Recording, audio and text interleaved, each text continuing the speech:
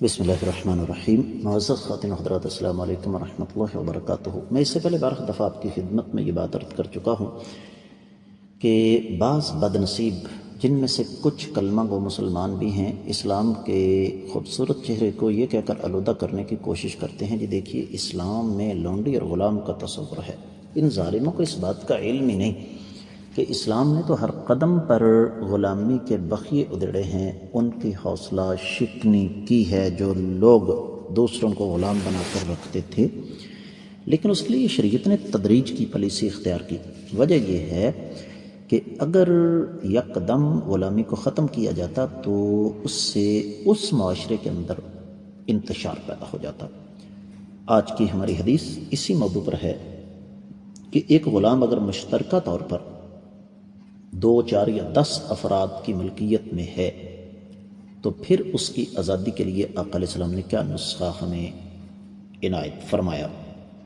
مشکات المصابیح کتاب النکاح، مشترکہ غلام کو آزاد کرنے، قرابت دار کو خریدنے اور بیماری میں آزاد کرنے کا باب، اور حدیث مبارکہ ہے 3393 کتاب میں اور پہلی ہے باب میں۔ الفاظ سماعت فرمائیے گا۔ عن ابن عمر رضی اللہ عنہما قال قال رسول اللہ صلی اللہ علیہ وسلم من اعتق شرکا له في عبد وكان له مال يبلغ ثمن العبد قوم العبد عليه قيمة عدل فأعطي شركاؤه حصصهم وعتق عليه العبد وإلا فقد عتق منه ما عتق، متفق علیہ۔ معزز خواتین حضرات، یہ حدیث آپ نے سماعت فرمائی کہ صحیح بخاری اور صحیح مسلم میں ہے، تفصیلی حوالہ نوٹ کیجیے گا۔ صحیح مسلم کتاب العتق، اور اس میں پہلا باب ہے کہ جو شخص اپنا حصہ غلام میں سے آزاد کرے۔ 1500 پہلی حدیث صحیح مسلم میں ہے، جبکہ دوسری طرف یہی حدیث 2532ویں صحیح بخاری میں ہے۔ سند پر کوئی تبصرہ کرنے کی ضرورت نہیں کہ صحیح بخاری اور صحیح مسلم کا نام ہی کافی ہے۔ ترجمہ یوں بنتا ہے کہ سیدنا عبداللہ بن عمر رضی اللہ تعالیٰ عنہما بیان فرماتے ہیں کہ نبی کریم صلی اللہ علیہ وسلم نے ارشاد فرمایا، جس شخص نے کسی مشترکہ غلام میں سے اپنے حصے کو آزاد کیا اور آزاد کرنے والے کے پاس مال ہے جس سے غلام کی قیمت ادا ہو سکتی ہے، تو اس کے ذمے غلام کی عادلانہ قیمت کا تعین کیا جائے گا، اور اس غلام کے جو شرکاء ہیں ان کو ان کے حصے دے دیے جائیں گے، اور غلام اس کی جانب سے آزاد ہوگا۔ اور اگر غلام کی قیمت ادا کرنے کے لیے مال نہیں ہے تو غلام کا اتنا حصہ آزاد ہوگا جتنا اس آدمی کا تھا۔ معزز خواتین حضرات، حدیث کو سمجھنا کوئی مشکل نہیں ہے، لیکن میں ایک مثال کے ذریعے آپ کو سمجھاتا ہوں۔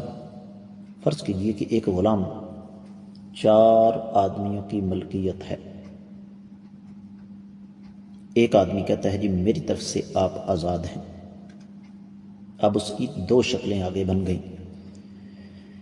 اس غلام کی قیمت ہے 4 لاکھ دینار یا 4 لاکھ روپیہ، جو بھی آپ کہہ لیں۔ تو جس آدمی نے آزاد کیا ہے اس کا فرض یہ ہے کہ وہ بقیہ 3 لاکھ ادا کر کے اس غلام کو آزاد کر دے۔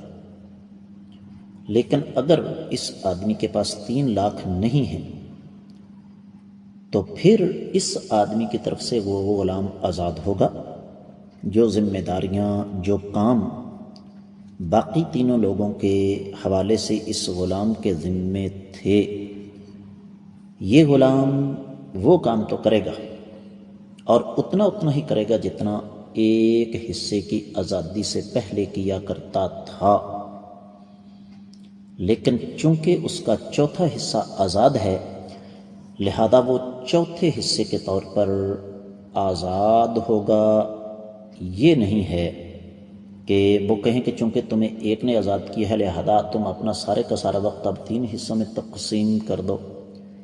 قطعی طور پر ایسا نہیں ہو سکتا، لیکن افضل، اولا اور بہتر شکل پہلی ہے کہ بقیہ پیسے ادا کر کے اس غلام کو مکمل آزاد کر دیا جائے۔ میں امید کرتا ہوں یہ حدیث آپ کو اچھی طرح سمجھ آ گئی ہوگی۔ اس کے ساتھ ہی آج کے سبق سے اجازت چاہوں گا۔ السلام علیکم ورحمۃ اللہ وبرکاتہ۔